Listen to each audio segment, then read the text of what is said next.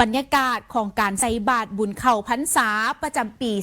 2026 แม่นถือว่ามีความคึกคืนและรักษาได้ถึงฮีตของประเพณีอันดีงามของคนลาวชาวพุทธในตอนเช้าของวันที่29 2026กงกับมือขึ้น15ค่ำเดือน8ลาวพศ2569ถือว่าเป็นมือบุญเข้าพรรษาของทางชาวพุทธศาสนาสนิกชน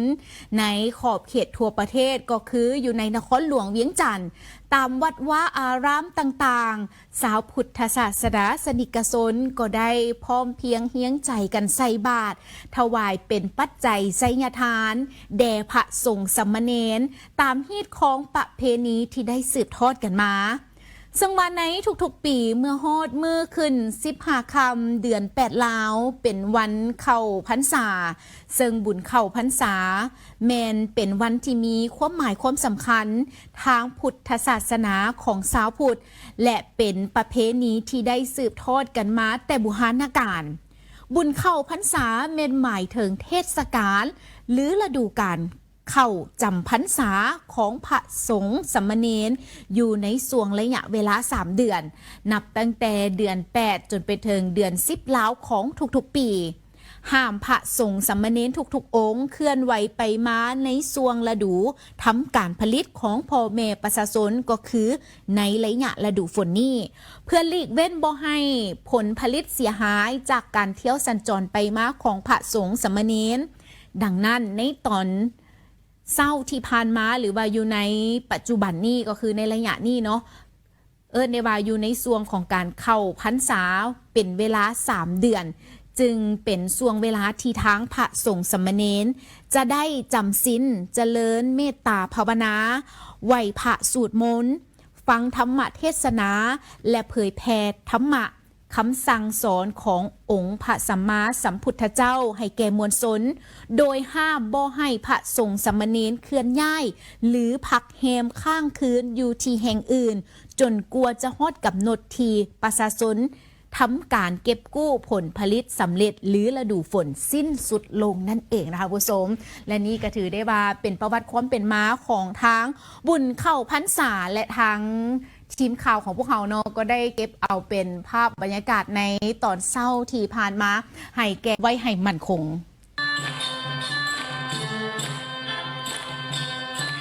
สำหรับพิธีดังกล่าวนี้แมนได้จัดขึ้นในวันที่27กรกฎาคม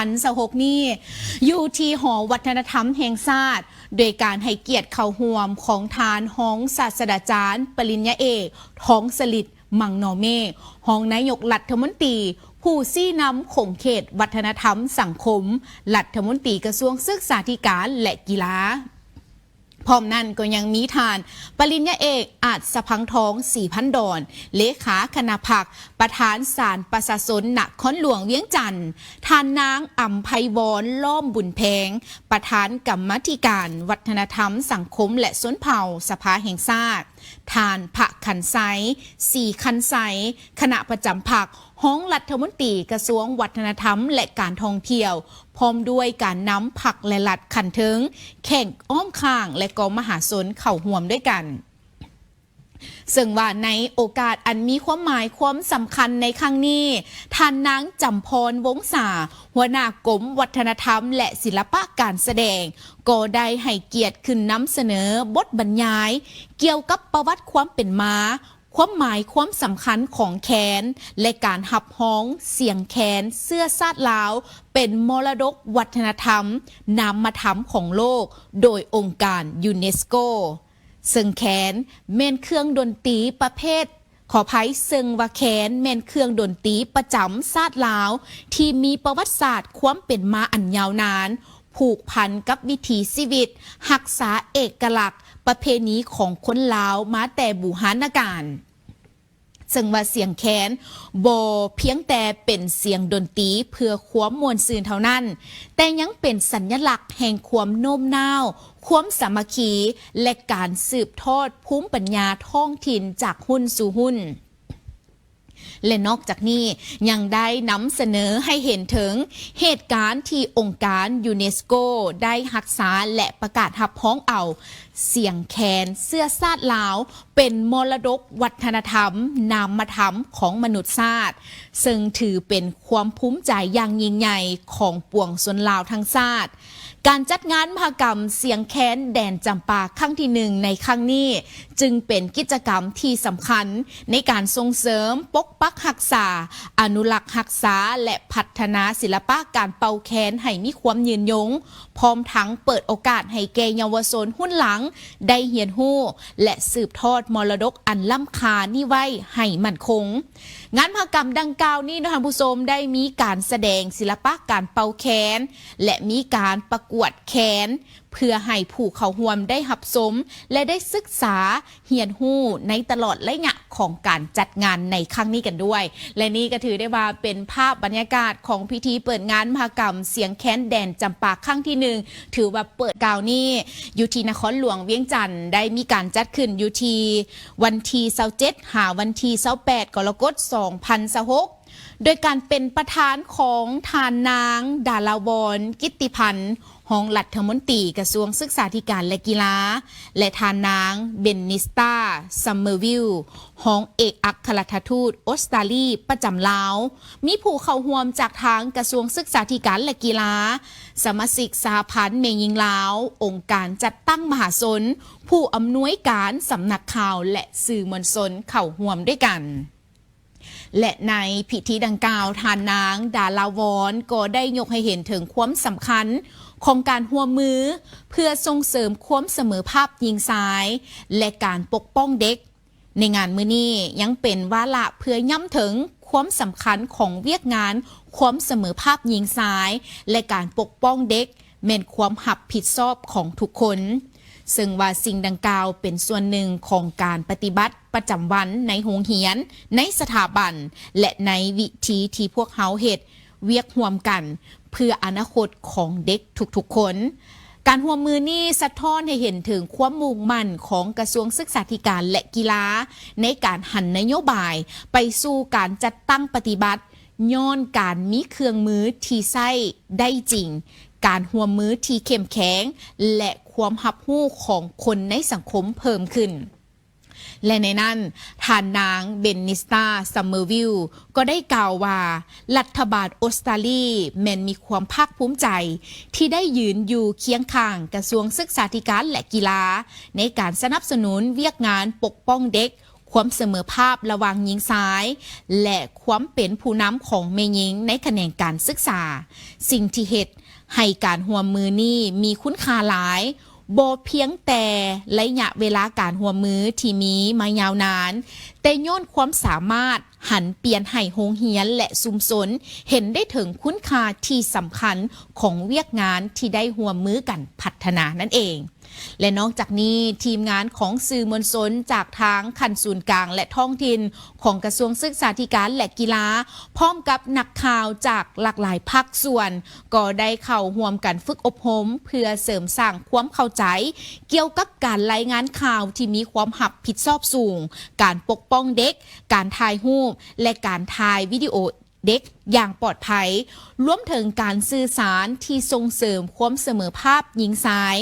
การฝึกอบรมนี้ยังได้เน้นนักถึงบทบาทสำคัญของสื่อมวลชนที่มีอิทธิพลต่อการเปลี่ยนแปลงพฤติกรรมและการเผยแพร่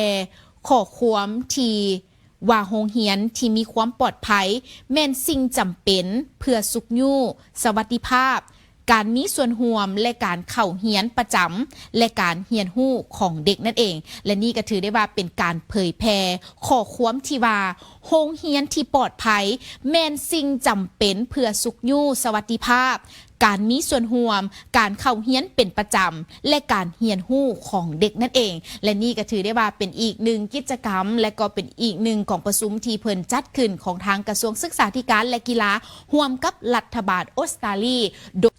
สำหรับเวียกงานกองประชุมดังกล่าวนี้แม่นได้จัดขึ้นในวันที่26กรกฎาคม2026ที่นครหลวงเวียงจันทน์ให้เกียรติเข้าร่วมโดยทานสุริยาแก้วพิลาวงศ์รองเลขาคณะบริหารงานศูนย์กลางสาวหนุ่มประชาชนปฏิวัติลาวท่านดาวสวัสดิ์เมฆสวรรค์ประธานสโมสรลาวออสตาท่านกิตติศักดิ์ภูลสวัสดิ์ ห้องประธานสโมสรฝ่ายเทคนิคและนักกีฬาและทานพุทธศิลป์วิพมมะวงศาเป็นห้องประธานสโมสรฝ่ายโฆษณาประชาสัมพันธ์พร้อมด้วยคณะและก็สื่อมวลชนเข้าร่วมกันอย่างหลวงหลายท่านผู้ชมและในนั้นทานดาวสวัสดิ์เมฆสวรรค์ก็ได้กล่าวว่ามื้อนี้เป็นอีกมื้อหนึ่งที่ข้าพเจ้ามีความภาคภูมิใจที่สุดที่สโมสรน้อยๆก้าวมาถึงในระยะเวลา13 ปีจากจุดเริ่มต้นในมื้อนั้นจนถึงมื้อนี้มันได้ผ่านพาอุปสรรคก่อนที่จะมาถึงจุดนี้และเป็นนิมิตหมายอันดีที่ได้รับเกียรติเป็นประธานสโมสรซึ่งทีมเตะบาสรวมศิลปินลาวเป็นหลายกว่าทีมเตะบาสโดยรวบรวมเอาบรรดาศิลปินนักแสดงนายแบบพิธีกรดีเจเน็ตไอดอลและก็สายบันเทิงแต่ละสาขาต่างๆซึ่งวันลาวออสตาจะได้เคลื่อนไหวกิจกรรมเพื่อสังคมสุขยู่สนับสนุนบรรดาภาครัฐและองค์กรให้เกิดประโยชน์สูงสุดและก็จะสุขยู่ลาวออสตาเป็นต้นแบบให้แก่คนรุ่นใหม่หันมาลิ่นกีฬาเพื่อห่างไกลยาเสพติดและเป็นกระบอกเสียงในการช่วยเหลือสังคมในรอบด้านอีกด้วยซึ่งมาในนี้ในขณะเดียวกันทานแฮปปี้สีสมพรห้องประธานสโมสรฝ่ายบริหารและการตลาดก็ได้กล่าวว่าในตลอดระยะ13 ปีที่ผ่านมาเห็นได้ว่าลาวออสตาได้กลายเป็นสโมสรเพื่อสังคมและเป็นแบบอย่างให้กับวัยหนุ่มวัยรุ่นดังนั้นปัจจุบันพวกเขาได้เสนอเข้าเป็นสมาคมภายใต้ศูนย์กลางสาวหนุ่มประชาชนปฏิบัติลาวเพื่อเป็นการช่วยเหลือสังคมอีกแห่งหนึ่งเพราะศูนย์กลางสาวหนุ่มประชาชนปฏิบัติลาวก็เป็นส่วนหนึ่งในการช่วยเหลือสังคมนั่นเองและนี่ก็ถือได้ว่าเป็นอีกหนึ่งกิจกรรมดีๆที่ได้มีการจัดขึ้นในนี่ก็คือทางสโมสรบ้านเตะร่วมดาราลาวลาวออสตาจัดเป็นกองประชุมสรุปกิจกรรมที่ผ่านมาเวียกงานกิจกรรมที่ผ่านมาพร้อมกับจะมีการพัฒนาในต่อหน้าในการช่วยเหลือสังคมอีกด้วยและนี่ก็ถือได้ว่าเป็นอีกหนึ่งข้อมูลข่าวและก็ภาพบรรยากาศนำมาให้ทุกท่านติดตามน้ำกันในระยะนี้นะคะผู้ชมต้องขอชมเชยกับทุกๆคนกันเลยเนาะในการลิ่นกีฬารวมถึงทั้งดาราศิลปินนักแสดงทุกๆอย่างกันเลยที่ว่าควบรวมกันในการสุขยู่ส่งเสริมกีฬาให้แก่วัยหนุ่มรุ่นหนุ่มได้หันมาลิ่นกีฬาให้หลายขึ้นนะท่านผู้ชมซึ่งในนี้ทานปัญญามณีวงศ์หัวหน้าองค์การคุ้มครองและบริการตัวเมืองเวียงจันทร์ได้ให้สัมภาษณ์ต่อทีมข่าวโทรภาพนครหลวงเวียงจันทร์ในวันที่27 กรกฎาคม 2026เกี่ยวกับเวียกงานการคุ้มครองและกำจัดขี้เหงื่ออยู่ในนครหลวงเวียงจันทร์ว่าต่อกับปัญหาขี้เหงื่อที่เกิดขึ้นทั้งองค์การคุ้มครองและบริการตัวเมืองเวียงจันทร์ในฐานะผู้รับผิดชอบโดยกงได้ประสานสมทบกับแผนกการองค์การปกครองเมืองบ้านและบริษัทผู้ประกอบการเพื่อลงแก้ไขปัญหาเป็นแต่ละจุดส่วนสาเหตุหลักของปัญหาขี้เหงื่อที่ตกทางท่านก็ได้กล่าวว่าสำหรับสภาพหรือว่าปัญหาที่เกิดขึ้นในระยะผ่านมาต่อกับเรื่องงานการเก็บเมียนกดชงขี้เหงื่อเราก็เห็นน้ำกันที่เกิดขึ้นเป็นระยะเนาะถือว่าสาเหตุหรือว่าต้นเหตุก็มันเกิดจากหลายๆภาคส่วนหรือว่าหลายๆด้านที่เราเห็นน้ำกันโดยเฉพาะภาคส่วนที่สำคัญและเป็นผู้รับผิดชอบในการเก็บเมียนกดชงขี้เหงื่อเนี่ยมันเกิดจากสภาพของผู้รับผิดชอบในการเก็บเมียนกดชงขี้เหงื่อก็คือบริษัทผู้ประกอบการกดชงขี้เหงื่อเนี่ยคนนี้กันติดพันกันอันที่สองและเป็นผู้ผลิตขี้เหงื่อในการเข้าเฮ็ดสัญญาการเก็บเมียนขี้เหงื่อการเฮ็ดสัญญาบ่สอดคล้องกับปริมาณขี้เหงื่อที่เกิดขึ้นลักษณะนี้ก็เฮ็ดให้เกิดมีสภาพปัญหาเรื่องข้อคงข้างแล้วก็มีสภาพการบ่เข้าเฮ็ดสัญญาแล้วก็สวยโอกาสทีมขี้เหงื่อซาซายตามสถานที่ต่างๆแล้วก็ดินว่างบ่ที่ขี้เหงื่อลงห้องระบายน้ำต่างๆเนี่ยเขาก็เห็นเหมือนกันนั่นเป็นการที่ว่าบ่เข้าเฮ็ดสัญญาเก็บเมียนขี้เหงื่อ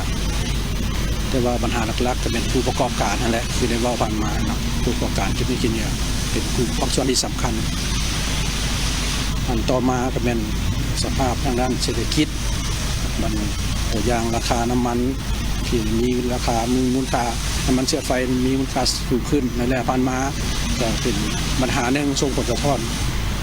ทบต่อการเก็บเมียนกันส่งที่นี่แต่ว่าปัญหาดังกล่าวก็เกิดขึ้นเป็นระยะสั้นบรรดาห้องการคบต.เฮาในน้ำผู้รับผิดชอบเลยผมก็พยายามในการแก้ไขปัญหาดังกล่าวให้ปัญหาหรือว่าสภาพได้รับการแก้ไขและพร้อมเดียวกันนั้นในปัจจุบันนี้การคุ้มครองหรือว่าการเก็บเมียนขี้เหงื่อแม่นสามารถเข้าบริการได้ทั้งหมด9ตัวเมืองกวมเอา360กว่าบ้านหรือประมาณ75ส่วนห้อยของจำนวนบ้านทั้งหมดอยู่ในนครหลวงเวียงจันทน์ซึ่งผู้ให้บริการประกอบมีภาครัฐหับผิดชอบ192บ้านหรือประมาณ60ส่วนห้อยของจำนวนบ้านที่บริการได้และบริษัทภาคเอกชนอีก10กว่าบริษัทนั่นเอง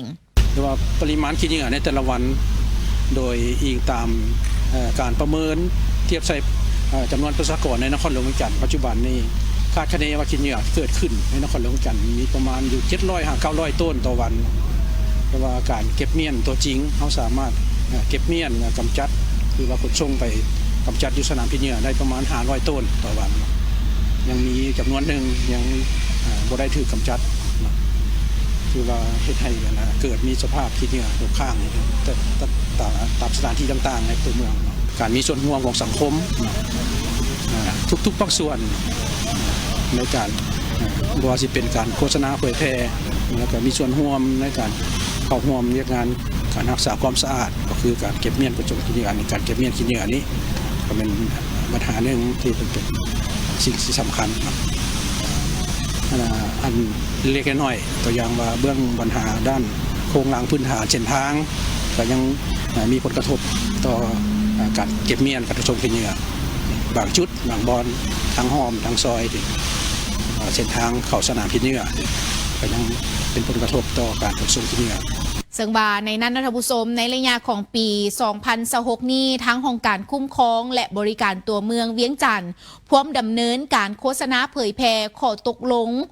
เจ้านครหลวงเวียงจันทน์ฉบับเลขที่1083ว่าด้วยการคุ้มครองและการกำจัดขี้เหงื่อให้แก่9ตัวเมือง